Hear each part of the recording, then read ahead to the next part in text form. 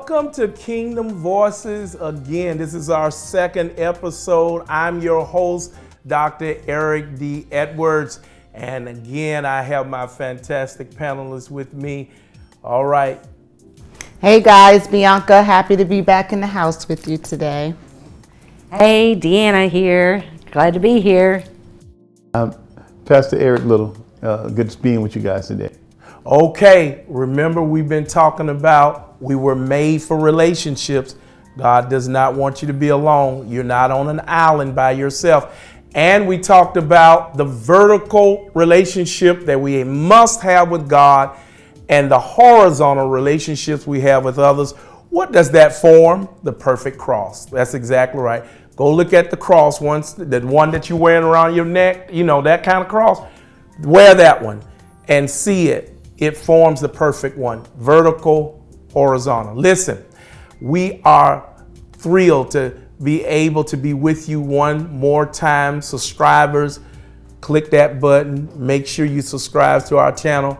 And we have a special guest with us today. It's going to be incredible. We'll bring her out just in a few moments. But let's talk about these relationships. You know, we talked about the relationship we have with our Creator. Now, guess what, Pastor E? We get to talk about relationships between each other. And the first relationship was between what? Man and woman, between Adam and Eve, right? Yes. Yes. So we got a lot to dive into, man. This is, you know, this might be a war between us, man, right now. You know, it's supposed to be togetherness now. But you know, Pastor, I think God does not want us to be alone.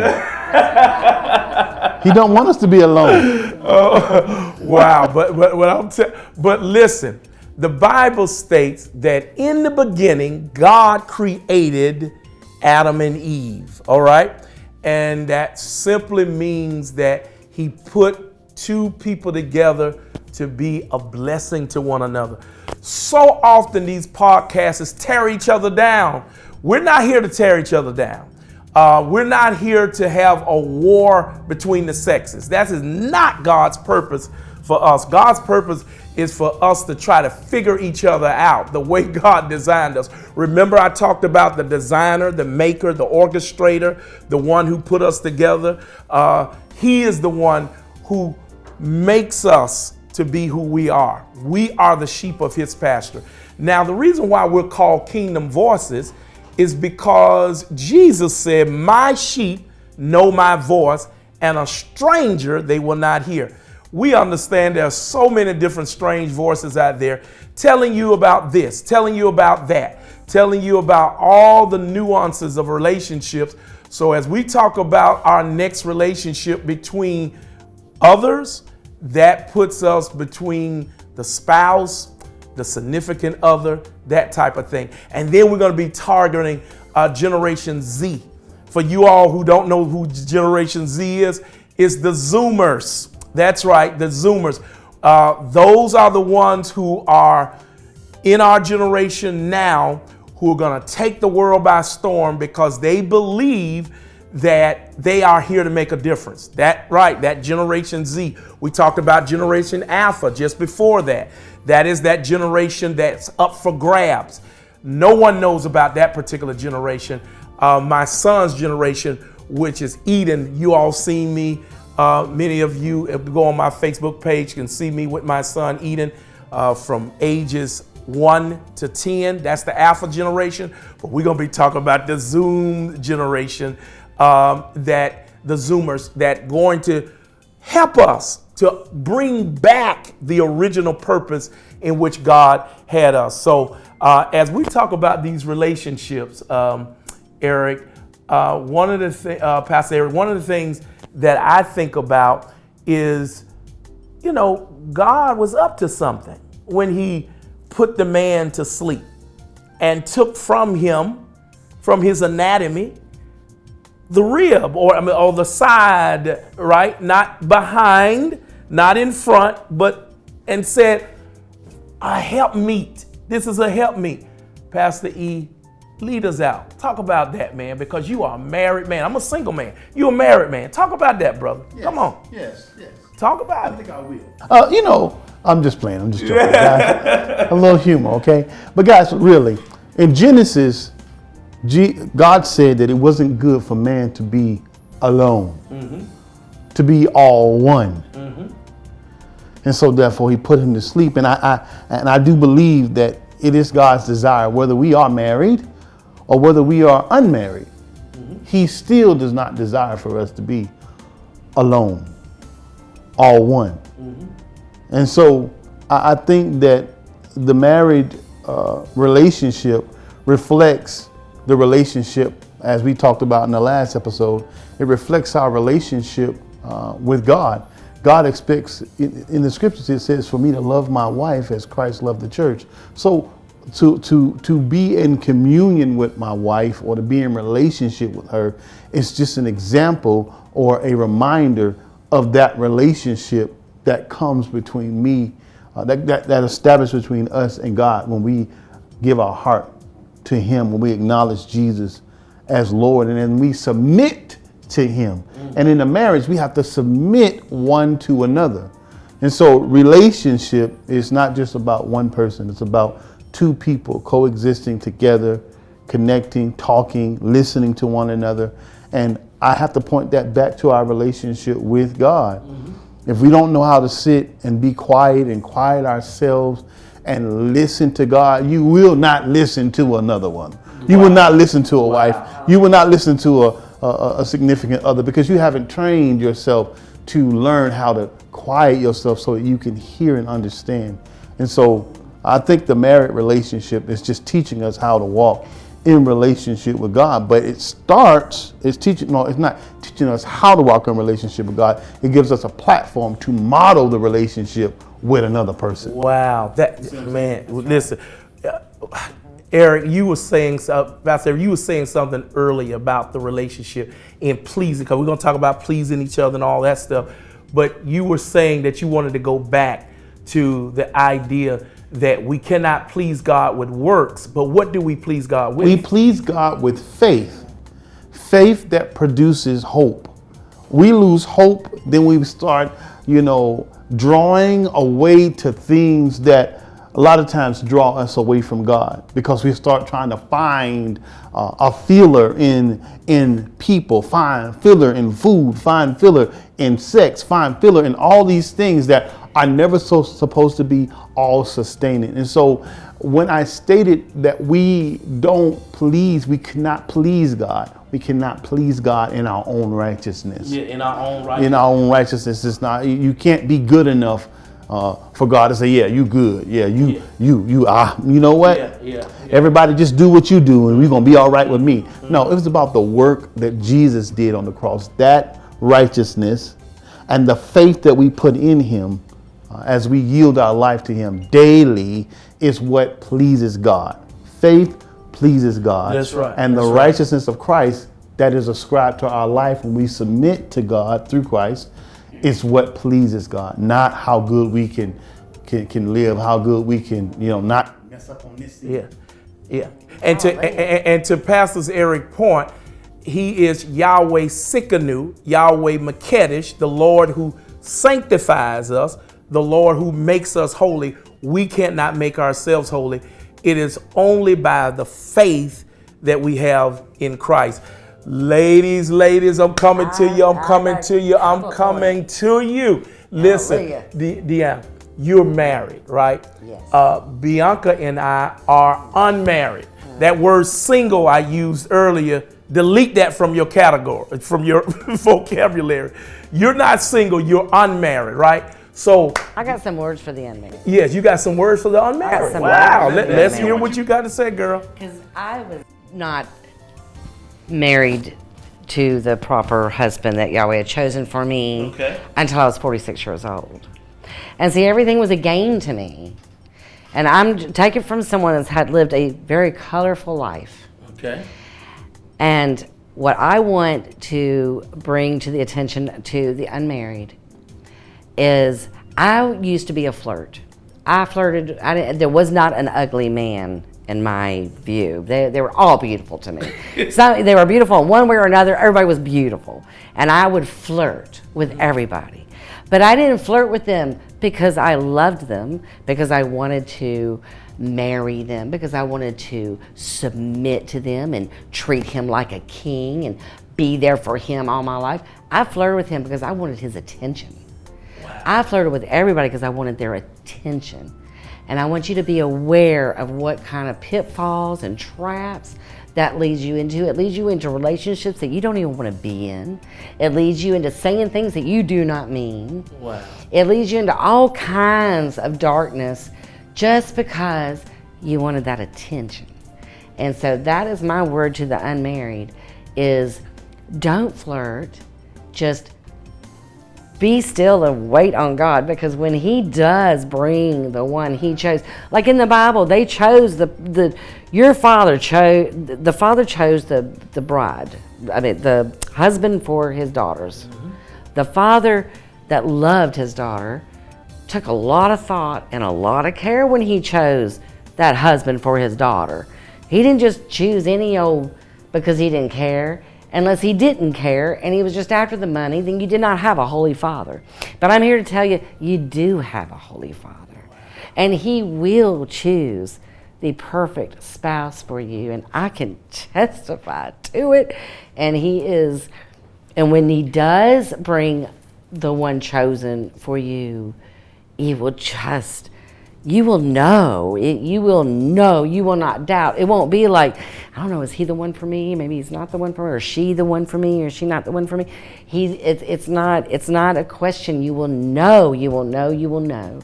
And that's what I wanted to say about that. And as far as man be alone, you're right, we're not meant to be alone, because if we were alone, we could not practice the words of Christ. You can't turn the cheek and put others first and consider other people's feelings. And if you're alone all the time, you can't eat his flesh, his words, so and you drink his blood, which is practicing his word. You wouldn't be able to practice what the Holy Spirit is growing you up in. So you need a person in your space to be able to do that. Yes, you have to be around other people in order to care and show and use love is patient, love is kind, love is long-suffering, it's not easily angered. So if you find yourself in your heart and your mind and you're ranting about your spouse, may I just offer a little bit of advice for you to just stop and look at your spouse and look right, or even if you can't look right into their eyes, if they're not in that, just to watch them, just hush everything up and just watch your spouse. Watch your wife ironing those clothes. Watch your husband fixing that car or mowing the grass, and just watch them for a minute and just look at them, and you will find Yahweh will open that door and bring those, oh, I am so thankful that they are my spouse. I'm so glad I don't have somebody, or whatever. He'll bring it right back to you. Wow. Mm-hmm. And so for you all who wants to know about the unmarried and married, Paul talks about in 1 Corinthians 7 and 8. Bianca, you were just talking about that. You said, why did Paul say he advised us not to get married? Talk to us a little bit about that. Well, as a seeker of the word, when I heard it, I needed context around it. I wanted to know, was like, wait, is that the preferred way to live? So I was, I'm very curious. And so I wanted to understand why, I thought Jesus said it, but it turns out that Paul said it, you guys said. And I got the context around it. If it's doing the work of God, then, maybe it's best to stay unmarried from my understanding of it. But if you ache and you desire love, then wow, it is available ache and to you. Desire love. Oh, wow. So the thing about that as believers in the church, Pastor E, I'm going to blame the church for this. When I say church, I'm not talking about ecclesia, which is the separated ones. I'm talking about what we do in church, in the building. We have taken relationships and forced it upon people like Steve Harvey and Tyler Perry and all of these folks who are telling folks what they want to hear, right? A manipulative strategy to sell books and whatever. So the church itself have not addressed the issues that people have about sex, about romance, about all of these things. And it's terrible. And we're losing our generation. So while you do that, I'm going to welcome our guest onto this show, right? Her name is Etera. I've known her. I've seen her, this little girl, grow up. We call her Sissy affectionately. And she's going to come on set and she's going to talk about all the little stuff that's going on in the world of her school and dynamics, because young people have a lot to say. So with that being said, come in, let us welcome our guest. Come on, girl, come on here. Let us welcome you onto the set. All right. Have a seat here. Yes. So Pastor E, when we talk to this young Zoomer, the Generation Z, tell us where we messed up as a body of believers, not really talking about what's really happening in the world, man. In the world as it relates to relationships? Yeah, relationships, because the church was supposed to handle that. Well, that's our job. I don't believe in separating children from real life. You know, I believe that a child should see a mother and a father show affection. I think that a mother and a father, or, you know, parents should allow the child to see and to learn about the ups and downs in relationships. We fail, the churches fail when we separate the children off into their own little world in children's ministry, because there is no children's ministry in the Bible. Right. Wow. Our life is a ministry to the children. And I think that there has been a separation that has happened in the church, and we turn our children over to the world. We turn our children over to the media. We turn our children over to other forces that tell them what relationship is supposed to be like, that teach them how to handle adversity. You know, I understand there are some things that we should shield our children from, even within the family structure. But then there are some things that we should allow them to see, because as we have this beautiful young lady here coming up in a whole nother generation, you know, a lot of them are going to decide whether they want to be in a relationship or whether they want to be married based on how they've seen it, how they've seen it in their homes. Exactly right. And I know this young lady have seen a positive relationship in her home and what marriage looked like. Etera, listen, you got an audience of people out here who's saying these old folks don't know what they're talking about. Tell us from your perspective, Generation Z, what's going on out here? I think that Generation Z is trying to break generational curses. Yes. And I think that Generation Z is also is in the season of idolization. And I think that what the church didn't do is realize that we should be, you know, even though we don't have our spouse right now, we should be grateful and thankful for the path of singleness and wait on God for the spouse that He has for us. Wow. So is there that little boy out there trying to talk to you? What's up? Tell her. No, I'm not gonna mess with her business. Listen, no. But check. But what I'm saying, what kind of young man can step to you? What kind of young man can step to you?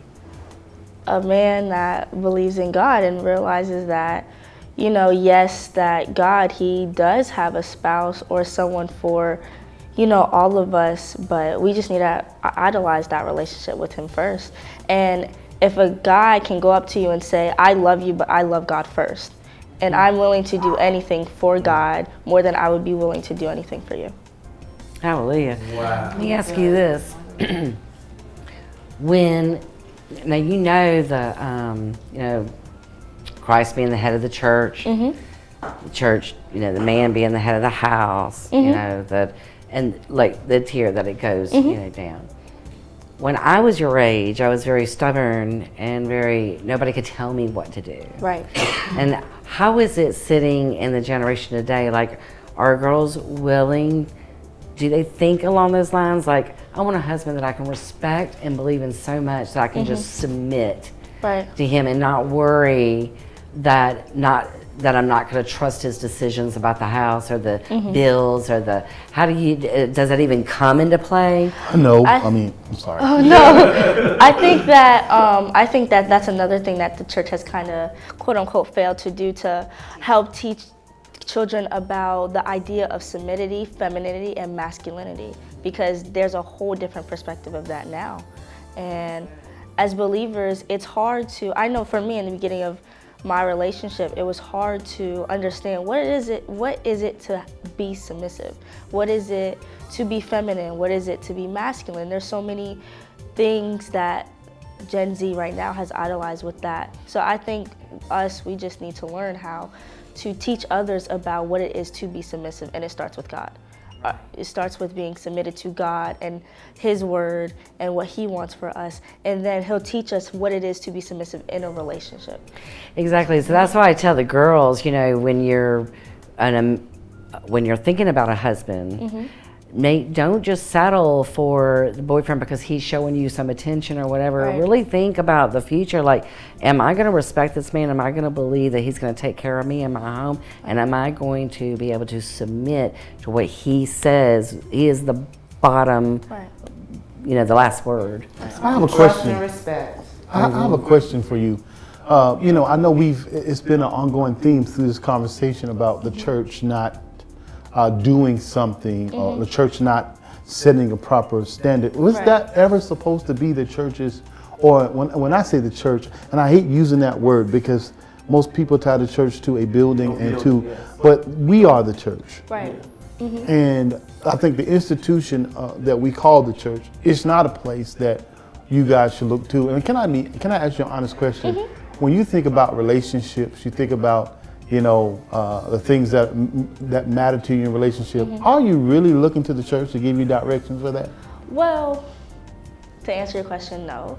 However, as a church, you know, as you said that we are the church, we do look for the church to sharpen each other. You know, in Proverbs 27:17, it says that as iron sharpens iron, another person sharpens another. We're supposed to help one another and help one another in the community and everything like that. Yes, we can be dependent on God and whatnot, but it's also great to learn about different perspectives in our community. Absolutely. Who's to teach us? Yes. And I got to step in, guys, because Pastor E and I, we will probably have dialogue about this forever. We can go on and debate and scholarly talk about this from a theological standpoint.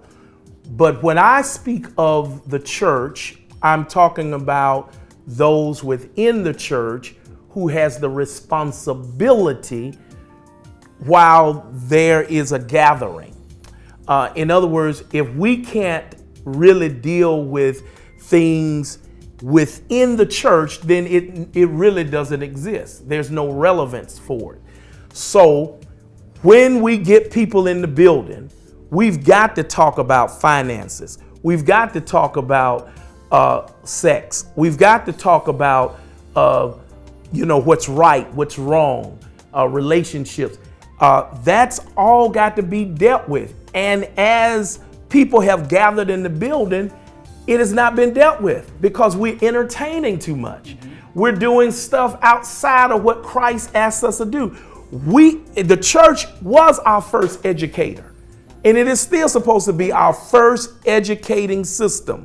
And so she's right that it's not being addressed, but it needs to be addressed.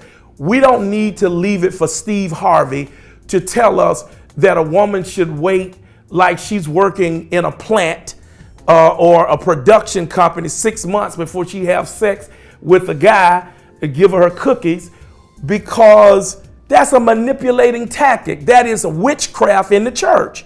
When we come up with our own ways on how we're going to win somebody or whatever, that was taken away from us. And we got books written on it. People have bought these books. People have invited Steve Harvey into their churches to say that. But preachers know that this is witchcraft because we cannot manipulate people.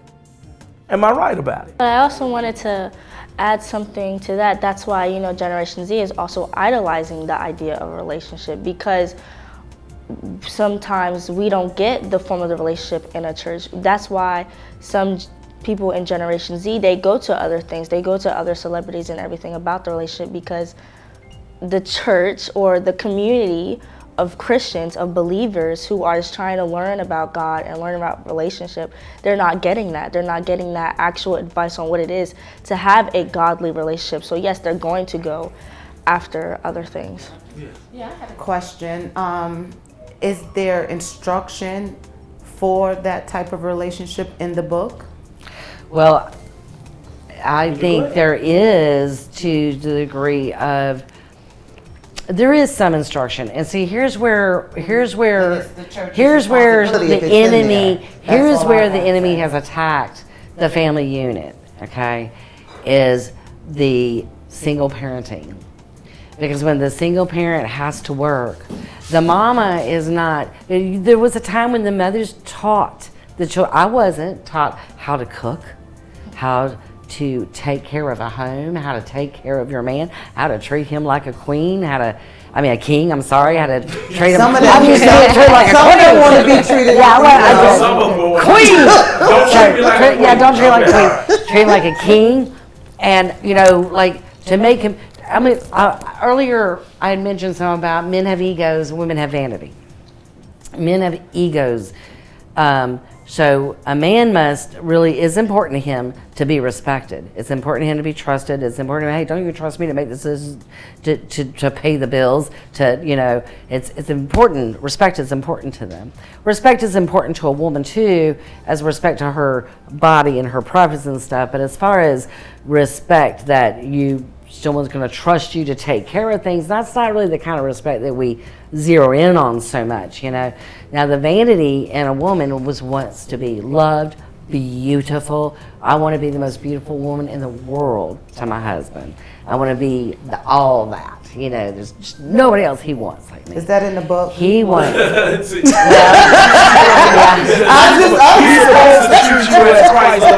Listen, our time is almost up on this episode. But do you see the dynamics? Do you see the dichotomy? Do you see the generations that we have to deal? Let's give it up for our guest. You know what? She gave us some stuff that we could learn. Yes. That lets you know that there is a generation out there who's seeking truth. This is what this podcast is all about. You're going to want to subscribe to us. Listen, I want to give you an opportunity to give the Lord Jesus Christ your life right now. So we're going to end this with prayer and ask the Lord to really, really show you where you are in your life, to really show you what you need to be deciding on and the mistakes that you need to stay away from. We just ask the Lord to bless you with that. Father, give this individual, anyone who's seeking you for divine revelation on what to do, where to go, and who they can trust. Father, allow them to be connected with a mentor, someone, God, who can take them by the hand and could also be that one for them that will tell them all about godly counsel.